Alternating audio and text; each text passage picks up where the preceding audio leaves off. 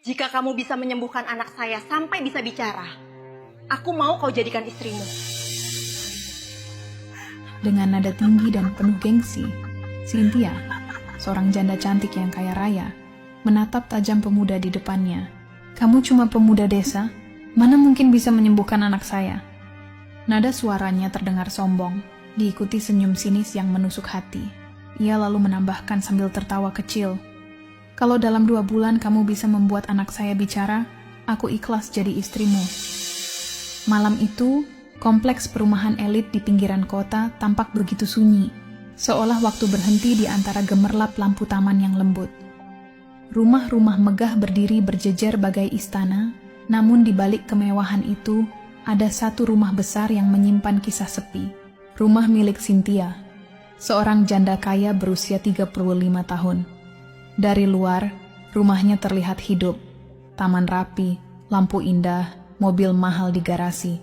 Tapi di dalamnya hanya ada 2 suara, langkah kaki Cynthia dan desahan lembut seorang anak kecil bernama Rara. Rara, putri tunggalnya yang berusia 5 tahun, belum pernah mengucapkan satu kata pun seumur hidupnya. Tidak pernah tertawa, tidak pernah memanggil mama. 5 tahun Cynthia berjuang, membawa anaknya ke berbagai dokter, terapis, bahkan sampai ke luar negeri. Namun hasilnya tetap sama, sunyi. Malam itu Cynthia duduk di ruang tamu megahnya, memandangi Rara yang sedang bermain boneka di lantai marmer dingin. Pandangan matanya kosong. Kenapa kamu gak bisa bicara, nak? Bisiknya pelan, hampir seperti doa yang hilang di udara. Mama sudah lakukan segalanya. Di mata orang lain, hidup Cynthia sempurna. Wajah cantik, harta berlimpah, status tinggi. Tapi semua itu tak berarti tanpa suara kecil yang memanggilnya Mama. Di kompleks, orang mengenalnya sebagai wanita sombong, berkelas, dan sulit didekati. Namun sesungguhnya, kesombongan itu hanyalah dinding yang ia bangun untuk menutupi kesepian yang menggerogoti hatinya setiap malam. Hingga suatu pagi, hidup Cynthia berubah. Saat ia sedang menunggu tukang kebun yang biasanya datang, muncul seorang pemuda desa yang belum pernah ia lihat sebelumnya. Bajunya sederhana, kulitnya legam terbakar matahari, di punggungnya tergantung tas kecil berisi peralatan herbal. Dengan sopan ia menyapa. Selamat pagi, Bu. Saya Bayu, orang baru dari desa seberang. Saya menggantikan Pak Joni yang sedang sakit. Cynthia menatapnya dari ujung rambut hingga kaki dengan tatapan sinis. Pemuda desa, ya sudah, asal kerja cepat dan gak bikin kotor, silakan. Bayu hanya tersenyum dan mengangguk. Ia mulai bekerja di taman yang rindang itu, sementara Rara duduk di ayunan, memandangi pemuda itu dengan mata polos. Bayu berhenti sejenak, lalu berkata lembut, "Cantik sekali, Dek. Mau bunga?" Ia memetik setangkai bunga kecil dan meletakkannya di pangkuan Rara. Dan entah keajaiban dari mana, bibir kecil Rara terangkat. Senyum tipis muncul untuk pertama kalinya setelah bertahun-tahun. Dari teras, Cynthia melihat kejadian itu dengan wajah tercengang. Dalam hatinya timbul rasa heran bercampur tidak suka. Anak ini gak pernah senyum sama siapapun. Kok bisa karena tukang taman desa itu? Gumamnya pelan. Ia tak tahu senyum kecil itu adalah tanda bahwa takdir baru sedang mengetuk pintu hidup mereka. Keesokan paginya, matahari menembus sela pepohonan, menyinari taman yang kini tampak lebih hidup dari biasanya. Bayu datang lebih awal, membawa pot-pot kecil berisi tanaman obat dan bunga hias. Cynthia keluar dari rumah, mengenakan gaun putih sederhana, anggun tapi tetap berwibawa. "Pagi, Bu Cynthia," sapa Bayu sambil sedikit menunduk. Cynthia hanya mengangguk dingin. "Kamu rajin juga ya, padahal baru kerja beberapa hari."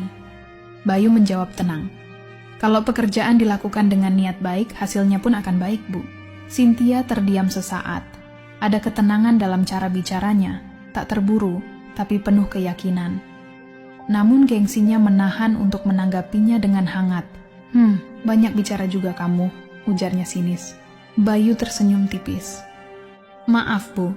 Saya cuma ingin taman ini bukan cuma indah dipandang, tapi juga menenangkan hati." Cynthia mendengus pelan, berbalik hendak masuk ke rumah. Namun langkahnya terhenti. Dari arah taman, terdengar suara kecil, suara tawa. Ia menoleh cepat. Rara. Anak yang 5 tahun tidak pernah tertawa, kini tersenyum lebar sambil memegang bunga yang diberikan Bayu kemarin. Cynthia tertegun, matanya bergetar, air mata hampir pecah. Rara, panggilnya lirih. Anak itu memandang ibunya dan menunjuk Bayu, seolah ingin mengatakan sesuatu, tapi suaranya tetap hilang. Cynthia mendekat dengan langkah gemetar. Kamu bikin dia tertawa? Tanyanya pada Bayu dengan nada tak percaya. Bayu menatap Rara lembut, lalu berkata pelan. Saya cuma bicara dari hati ke hati, Bu. Anak ini bukan gak bisa bicara. Mungkin dia hanya kehilangan alasan untuk berbicara. Ucapan itu membuat Cynthia terdiam, lalu matanya menajam. Kamu mau bilang aku ibu yang gagal? Suaranya meninggi, menyimpan amarah dan luka. Bayu cepat menggeleng. Tidak, Bu. Saya cuma percaya. Kadang anak gak butuh obat. Ia hanya butuh sentuhan hati. Cynthia memalingkan wajah, menahan perasaan yang campur aduk antara marah, malu, dan tersentuh. Sudahlah, jangan ajari saya soal anak saya. Kamu cuma orang kampung. Bayu menunduk hormat, tidak membalas. Maaf, Bu Cynthia. Saya tidak bermaksud menggurui. Ia lalu kembali bekerja, membenahi bunga-bunga yang mekar di bawah sinar pagi. Cynthia berjalan masuk dengan langkah cepat. Namun di hatinya ada sesuatu yang mengguncang rasa penasaran. Malam itu, Cynthia duduk di tepi ranjang sambil menatap wajah kecil Rara yang sudah terlelap. Senyum tipis masih menggantung di bibir anak itu, sesuatu yang jarang sekali ia lihat. Cynthia membelai rambut lembut putrinya, lalu berbisik pelan, "Kenapa kamu bisa tersenyum hari ini, Nak? Apa karena pemuda desa itu?" Nada suaranya nyaris tak terdengar. Ada perasaan aneh yang tumbuh di hatinya. Rasa penasaran yang menembus lapisan gengsi yang selama ini ia pertahankan. Siapa sebenarnya pemuda itu? Mengapa Rara, anak yang tak pernah bereaksi pada siapapun, bisa tersentuh hanya dengan kehadirannya? Sementara itu, jauh di pinggiran desa, di sebuah rumah kontrakan kecil, Bayu duduk menatap langit malam yang bertabur bintang. "Ya Allah," ucapnya lirih. "Kalau memang aku ditakdirkan untuk menolong anak itu, tunjukilah jalanku." Ia tidak tahu, malam itu menjadi awal dari ujian besar. Ujian yang akan menguji bukan hanya kesabarannya, tapi juga harga dirinya sebagai manusia yang kerap diremehkan. Keesokan harinya, matahari bersinar terik di kompleks perumahan mewah. Bayu datang seperti biasa, membawa kantong kecil berisi ramuan herbal dan sebotol air yang telah ia doakan.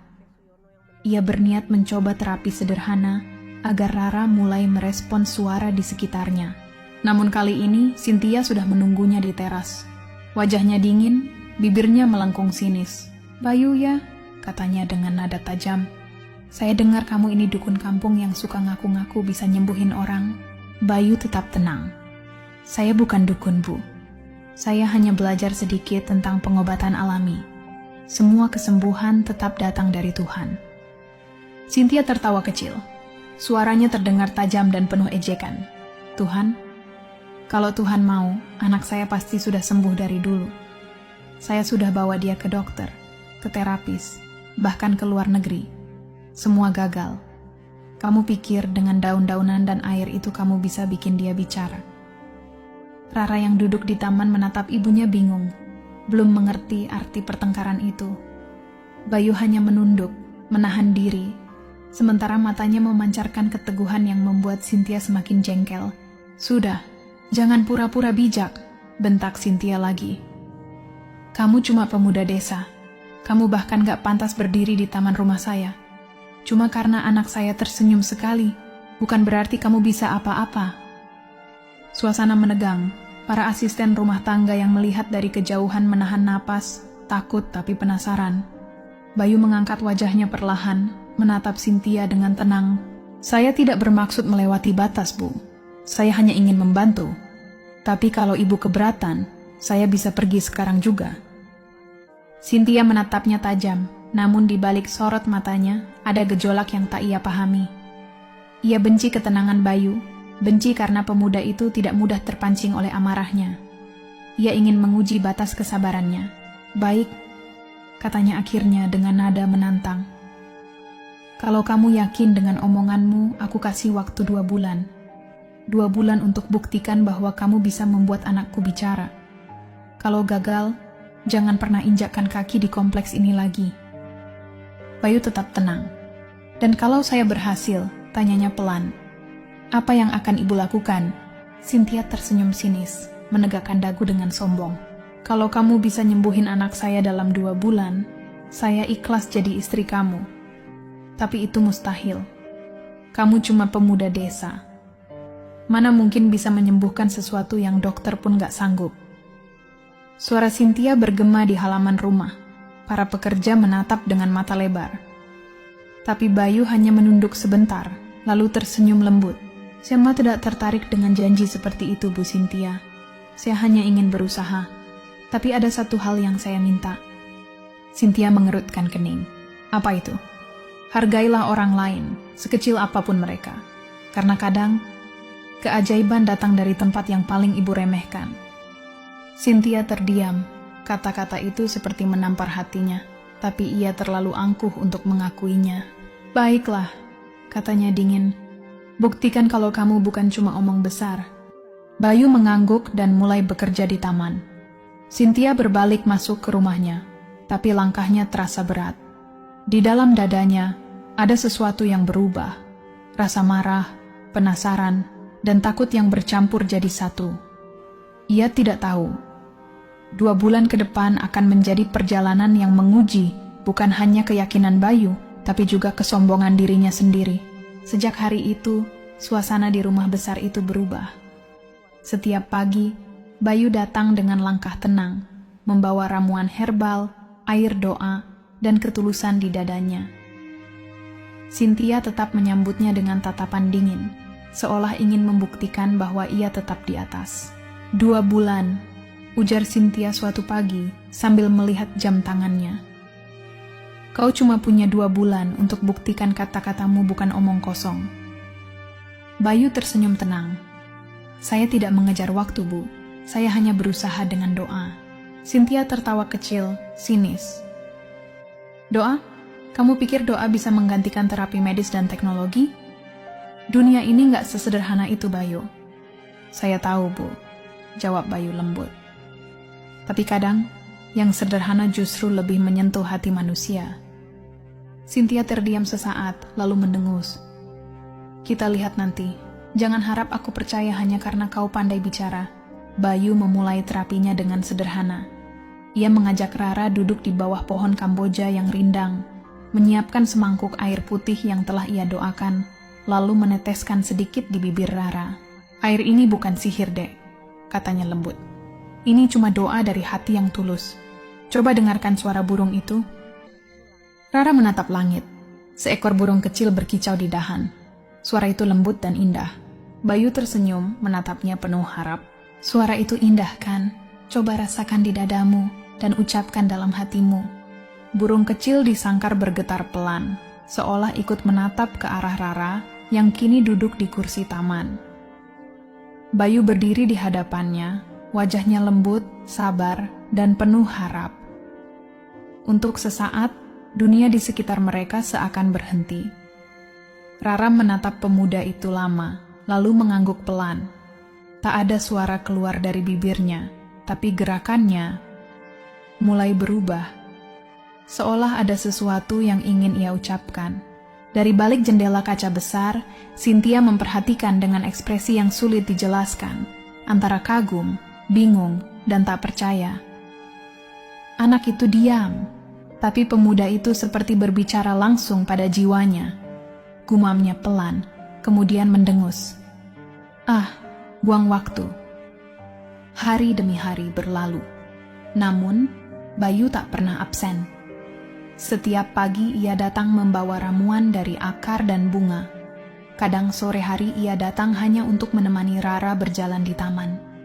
Ia berbicara dengan sabar, mengajari anak itu menyebut nama-nama benda, huruf, dan warna. Sementara Cynthia hanya bisa memperhatikan dari kejauhan, antara kesal dan heran. Kenapa dia tak menyerah juga? Bisiknya pelan.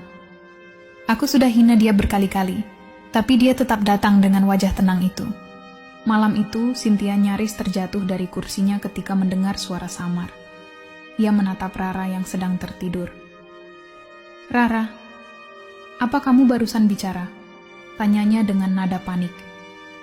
Rara membuka mata sebentar, tersenyum, lalu kembali terlelap. Tak ada suara lagi. Cynthia memegang tangan putrinya erat-erat. Air matanya menetes tanpa ia sadari. Mungkin cuma halusinasi, katanya, menenangkan diri. Keesokan paginya, dari balkon rumah, Cynthia memperhatikan Bayu yang sedang mencampur ramuan di taman. Ada sesuatu pada wajah pemuda itu, ketenangan yang sulit dijelaskan. Kenapa aku jadi memperhatikannya? Batinnya kesal. Tidak, aku hanya ingin membuktikan kalau dia pasti gagal. Tapi di lubuk hatinya yang paling dalam, Cynthia mulai takut. Takut kalau pemuda desa itu benar-benar bisa melakukan sesuatu yang tak bisa dilakukan siapapun. 3 minggu sudah berlalu sejak hari pertama Bayu datang. Tak sekalipun ia absen. Ia tak datang demi uang, tak pula demi janji yang pernah diucapkan Cynthia, tapi karena niatnya tulus. Setiap pagi, ia duduk di taman, berbicara dengan Rara tanpa kata, hanya lewat tatapan mata dan gerak bibir. Ia mengajarinya merasakan getaran suara, menggerakkan lidah, dan mengucapkan pelan, "Coba lihat bibir Om." Ya, ucapkan. Ma, Rara menatapnya dalam-dalam, lalu mencoba. Udara seakan berhenti sesaat. Bibir kecil itu bergerak, tapi belum ada suara. Bayu tetap sabar, menuntun dengan lembut seperti seorang ayah yang mengajari anaknya berbicara untuk pertama kali. Dari balik jendela, Cynthia menyaksikan semuanya. Ia melihat perubahan kecil pada Rara, dari takut menjadi percaya. Tapi bukannya bahagia, hati Cynthia justru marah. Kenapa anakku lebih dekat dengan orang kampung itu? Desisnya sambil menutup tirai dengan keras. Dia cuma tukang kebun. Apa yang bisa dia lakukan yang tak bisa dokter lakukan? Malamnya, Cynthia duduk di sisi ranjang. Rara tidur dengan senyum damai di wajahnya. Cynthia menggenggam tangan kecil itu, berbisik pelan, "Kenapa kamu makin sering tersenyum, Nak? Apa benar karena pemuda itu?" Air matanya jatuh, tapi segera ia hapus. Gengsinya menolak mengakui bahwa rasa hormat mulai tumbuh untuk pemuda yang dulu ia hina habis-habisan. Dan hari itu akhirnya datang. Saat Bayu mulai melatih Rara mengucapkan huruf-huruf, tiba-tiba terdengar suara samar dari tenggorokan kecil itu. Ma, hanya satu suku kata. Sangat pelan, tapi cukup untuk membuat dunia berhenti berputar sesaat. Bayu tertegun, lalu menatap Rara dengan mata berkaca. "Iya, Dek. Bagus sekali. Sekali lagi, ayo, Ma." "Ma." Kali ini terdengar lebih jelas. Cynthia yang kebetulan lewat di koridor berhenti mendadak. Matanya membesar. Tubuhnya gemetar saat berlari ke taman. "Rara, kamu barusan bilang apa?" Suaranya bergetar. Rara tersenyum, mencoba mengulang. Bibirnya bergerak pelan. Cynthia tak sanggup menahan air mata. Ia berlutut di tanah, memeluk anaknya erat-erat. Ya Allah, apa ini nyata? Bayu hanya tersenyum tenang. "Perlahan saja, Bu. Ini baru awal. Jangan paksa dia bicara terus. Yang penting, dia sudah percaya bahwa suaranya ada." Cynthia menatap Bayu lama. Ada sesuatu yang berubah di matanya. Rasa kagum yang ia sembunyikan di balik tembok gengsi mulai retak. "Bagaimana kau bisa melakukannya?" tanyanya lirih. Bayu tersenyum tipis. "Saya tidak melakukan apa-apa, Bu. Saya hanya membantu anak ibu menemukan keberaniannya." Kata-kata itu menampar batinnya lebih keras dari apapun. Cynthia terdiam.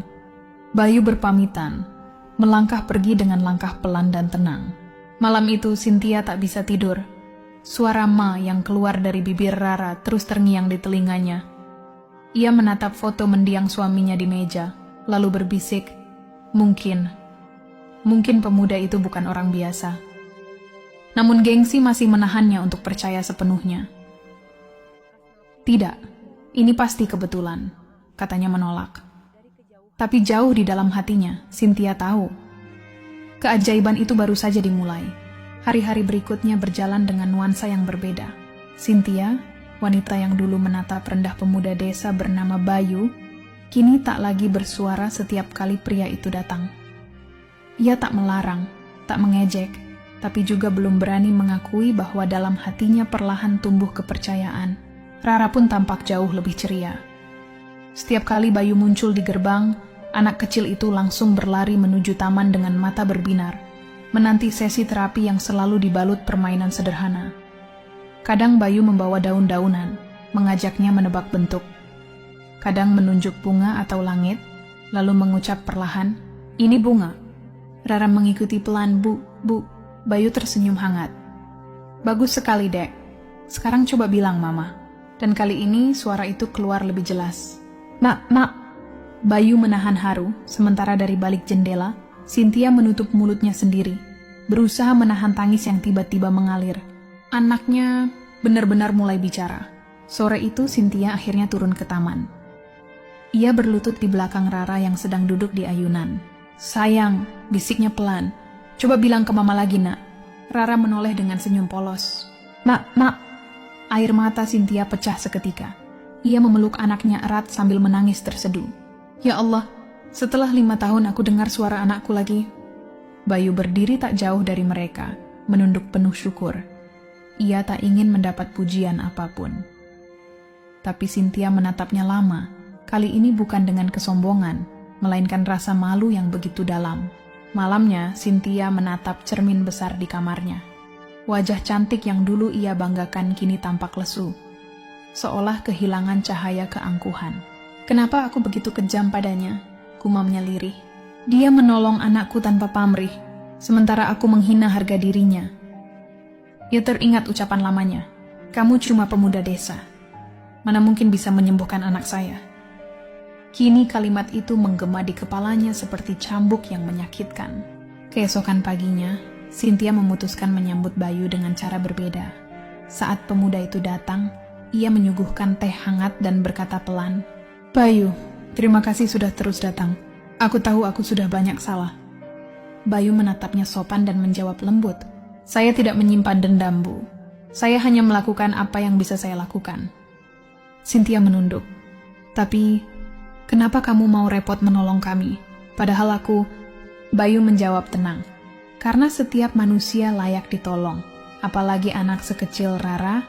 Suaranya bukan sekadar anugerah, tapi doa yang belum sempat dijawab Tuhan." Cynthia terdiam. Kata-kata itu menembus dadanya. Untuk pertama kali, ia merasa kecil, lebih kecil dari pemuda desa yang dulu ia hina. Hari demi hari berlalu, Rara mulai bisa mengucap beberapa kata. Bunga, air, dan yang paling membuat Cynthia menangis, suatu sore anak itu berkata dengan jelas, "Mama, sayang." Cynthia langsung berlutut di taman, menangis sejadi-jadinya sambil memeluk Rara erat. Bayu menatap dari jauh, matanya berkaca. Ia tahu tugasnya hampir selesai. Tapi dalam hati ada perasaan aneh, bukan cinta, bukan kagum, melainkan iba pada seorang wanita yang akhirnya belajar makna kerendahan hati. Namun Cynthia justru mulai diliputi ketakutan baru. Takut kehilangan Bayu, takut pemuda itu pergi sebelum ia sempat meminta maaf dengan sepenuh hati. 2 bulan berlalu sejak tantangan itu dimulai. Hari itu langit tampak cerah. Taman rumah Cynthia begitu indah.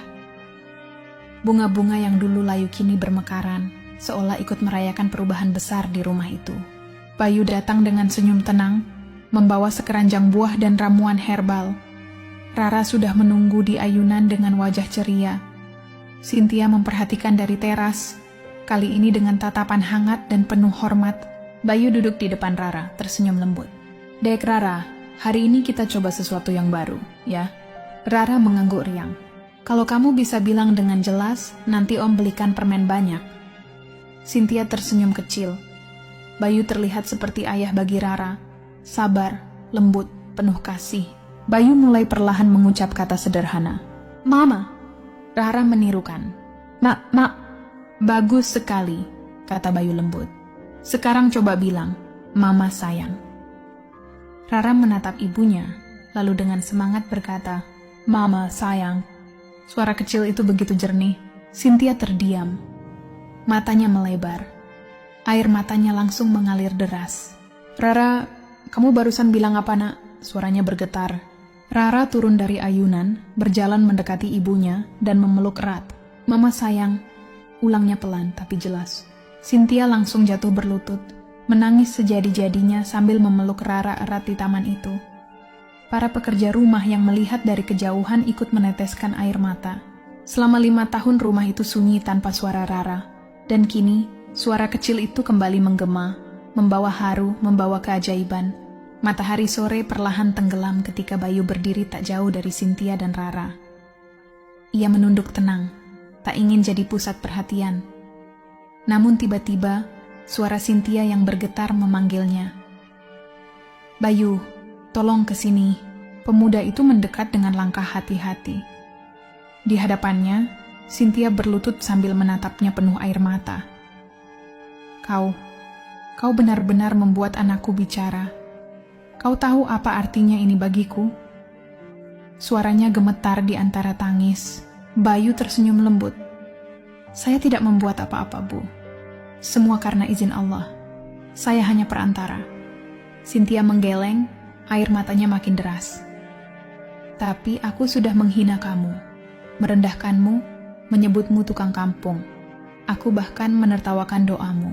Bayu tetap menatapnya tanpa amarah. Saya tidak pernah marah, Bu Cynthia. Kadang manusia baru bisa melihat cahaya setelah tersesat dalam gelapnya gengsi. Kata-kata itu menembus hati Cynthia, membuatnya tak kuasa menahan isak. Ia menunduk, menggenggam tangan Bayu dengan gemetar. Aku siap menepati janjiku. Kalau kau mau, aku ikhlas jadi istrimu. Aku sadar aku salah besar. Bayu hanya diam lama, lalu melepaskan genggamannya perlahan. Saya tidak butuh itu, Bu Cynthia. Saya hanya ingin Rara tumbuh bahagia dan ibu belajar menghargai orang lain. Cynthia tertegun. Kata-kata itu bagai petir yang menyambar nuraninya. Ia menatap Bayu. Matanya berkaca di antara rasa malu, kagum, dan penyesalan yang dalam. Hari itu menjadi hari yang tak terlupakan bagi seluruh penghuni kompleks. Suara Rara yang memanggil Mama menggema seperti keajaiban.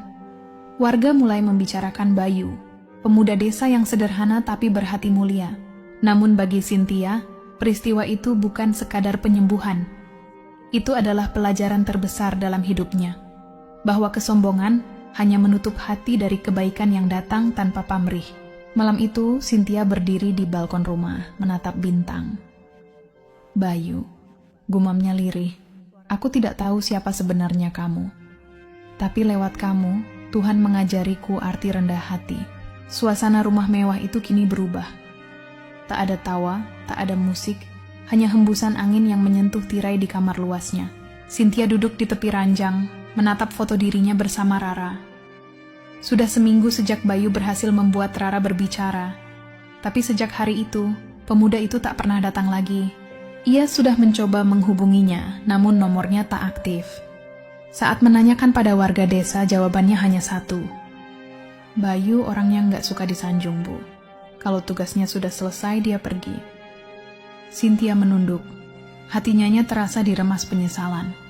Ia teringat jelas saat pernah menghina Bayu di depan banyak orang. Kamu cuma pemuda desa. Mana mungkin bisa menyembuhkan anakku? Kini kalimat itu terus menggema di kepalanya, menyesakkan dada setiap kali ia mengingatnya. Sementara itu, Rara tumbuh makin ceria. Setiap pagi ia berlari ke taman, menunggu Bayu dengan harapan polos. Mama, Om Bayu mana? Aku mau kasih gambar buat Om Bayu. Cynthia menatap anaknya dengan mata berkaca. Om Bayu lagi pergi, sayang. Mungkin nanti, kalau Tuhan izinkan dia datang lagi. Anak kecil itu tersenyum lalu menengadah, berdoa dengan lembut. Ya Allah, kasih tahu Om Bayu. Rara sayang dia. Cynthia menunduk, air matanya kembali jatuh. Kata-kata anak kecil itu terasa seperti cambuk bagi hatinya yang dulu sombong. Malam berikutnya, Cynthia memberanikan diri datang ke rumah tua di pinggiran desa, tempat Bayu dulu tinggal. Tapi rumah itu kini kosong. Hanya ada daun-daun kering berserakan dan aroma dupa yang samar tertinggal di udara. Di pintu kayu, ada selembar kertas tertempel. Tulisan tangan Bayu, "Terima kasih sudah percaya. Jangan cari saya karena tugas saya sudah selesai. Rawatlah Rara dengan doa bukan dengan harta. Dan jagalah lisan, karena luka dari kata lebih dalam dari pedang." Cynthia membaca tulisan itu berulang-ulang. Tangannya gemetar. Air matanya menetes tanpa henti. Ia berlutut di depan pintu itu, menangis seperti anak kecil. "Bayu, aku salah. Aku benar-benar salah menilaimu." Tangisannya pecah di malam yang hening. Sejak malam itu, hidup Cynthia berubah total. Ia tak lagi sombong seperti dulu. Setiap hari, ia datang ke rumah warga yang pernah ia pandang rendah, meminta maaf satu persatu. Ia membantu anak-anak belajar membaca, membagi makanan, dan ikut membersihkan musala kecil di ujung kompleks. Para tetangga terheran-heran melihat perubahan itu. "Ibu Cynthia sekarang beda banget ya. Dulu sombongnya minta ampun," bisik mereka. Cynthia hanya tersenyum mendengarnya. Ia tahu, perubahan itu lahir dari luka yang dalam. Luka karena pernah meremehkan seseorang yang paling tulus padanya. Dan di setiap sujud malamnya, nama Bayu selalu disebut dalam doanya.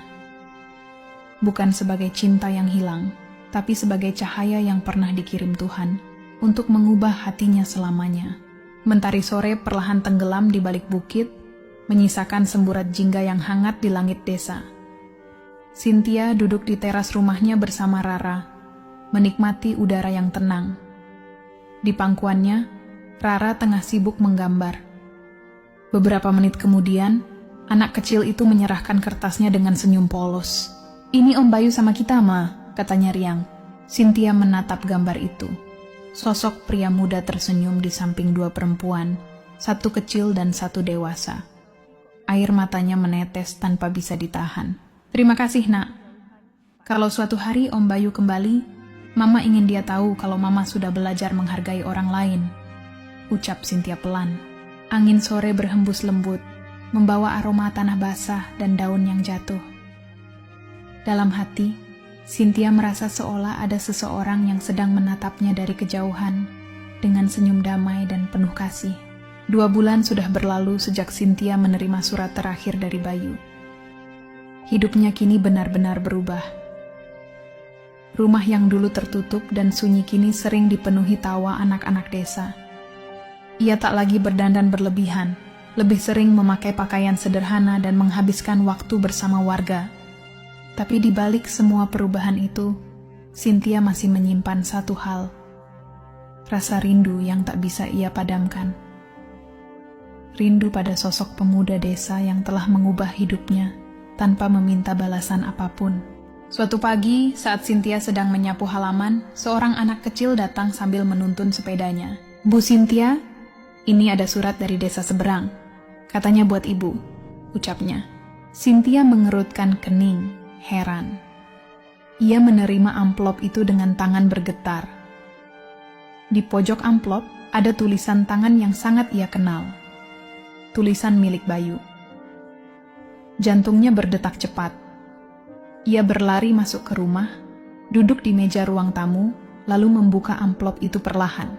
Di dalamnya, ia menemukan selembar kertas kekuningan dan sebuah kalung kecil dengan gantungan berbentuk daun yang dilapisi kaca bening. Cynthia memandangi kalung itu lama, lalu mulai membaca isi surat dengan suara bergetar.